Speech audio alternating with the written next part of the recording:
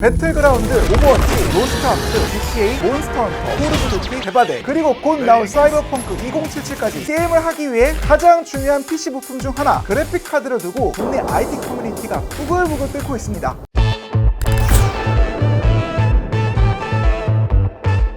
사태의 시작은 이렇습니다. 그래픽카드 시장을 선도하는 엔비디아라는 회사가 최근 매우 뛰어난 성능의 제품을 발표했습니다. 가격은 그대로의 성능은 거진 2배. 당연히 PC 게이머들을 비롯한 예비 구매자들은 나오기만 해라, 질러주겠다는 반응을 보였습니다.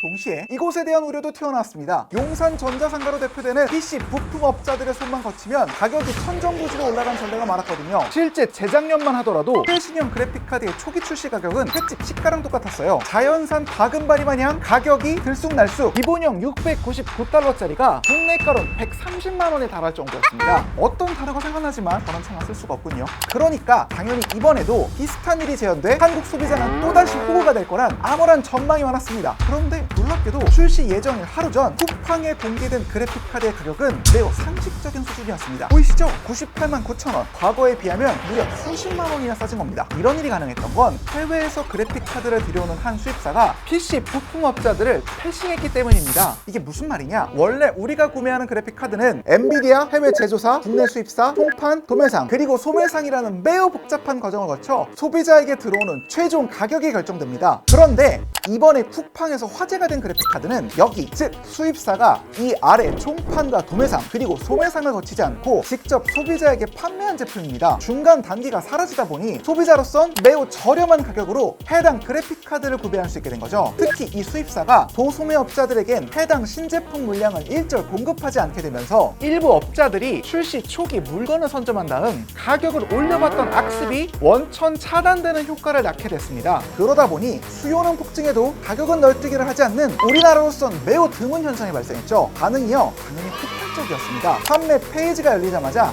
해당 제품은 단 1초 만에 품절됐고 다른 수입사들도 여기에 맞춰 오픈 마켓에 물건을 내놓는 등 변화의 바람이 불고 있죠. 해당 그래픽카드의 제조사와 수입사는 유통업자들의 횡포로부터 소비자를 보호하는 구세주로 추앙받고 있습니다. 까지가 알려진 거고, 이제부턴 갑자기 이 구세주가 등장하게 된 업계의 뒷이야기를 좀 풀어볼게요.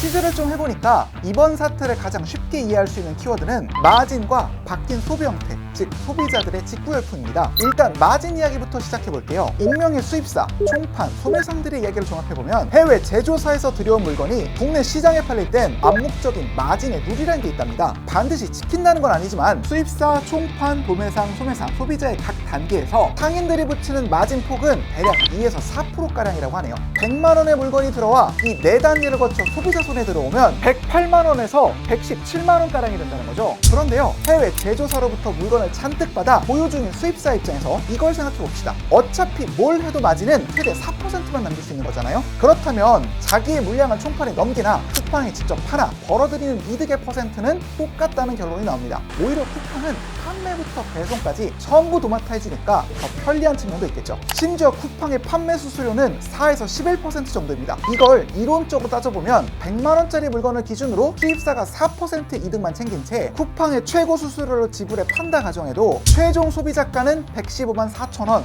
소매상에서 소비자가 구매하는 것보다는 15,000원가량 저렴한 가격에 나옵니다. 쿠팡과 협의하여 수수료를 낮추면 오히려 이득은 더 챙기고 소비자에겐 더 저렴한 제품을 공급할 수 있게 되는 거죠. 물론 이건 어디까지나 이론적인 이야기입니다. 사업적인 측면에서 봤을 때 기존의 거래선을 갑자기 바꾸는 건 모험에 가깝거든요. 무슨 문제가 어떻게 터질지 몰라요. 그런데요, 이제는 수입사 입장에서도 그 모험을 하지 않으면 안 되는 상황이 왔다고 합니다. 이게 뭐냐면요, 소비자들의 직구열풍이에요. 일부 업자들이 부품으로 장난질 치는 거 사실 이거 하루 이틀 일도 아니고 그래픽카드에만 국한된 일도 아니거든요. 그러다 보니 진립대로 질린 소비자들은 정가로, 그것도 훨씬 저렴하게 구매할 수 있는 해외 사이트에서 PC 부품들을 직구하기 시작했어요. 게다가 우리나라 수입사 중 일부에서는 환차손을 막기 위해 실제 환율보다 적게는 50원, 많게는 몇백 원까지 올려 원가를 계산하는 관행이 남아있는데 여기에 마진까지 붙여버리면 소비자들이 느끼는 금액 차이는 더 커질 수밖에 없습니다. 당연히 국내 판매량은 떨어지기 시작했고 수입사들은 이제 해외 본사로부터 압박을 받기 시작합니다.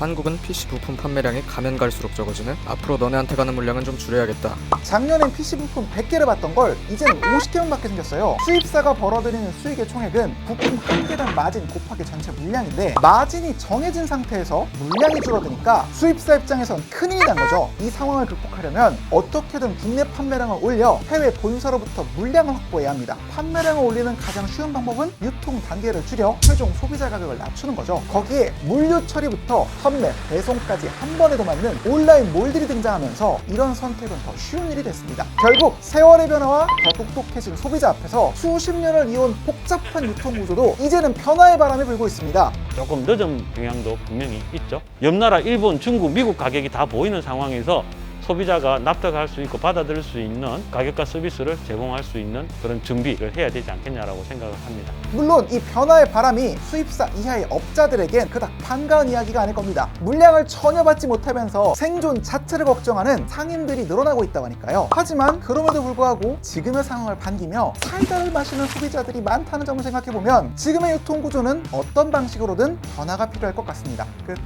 이러다가 훅 조립 PC 시장까지 먹는 게 아닐까? 업계 소문은 그래.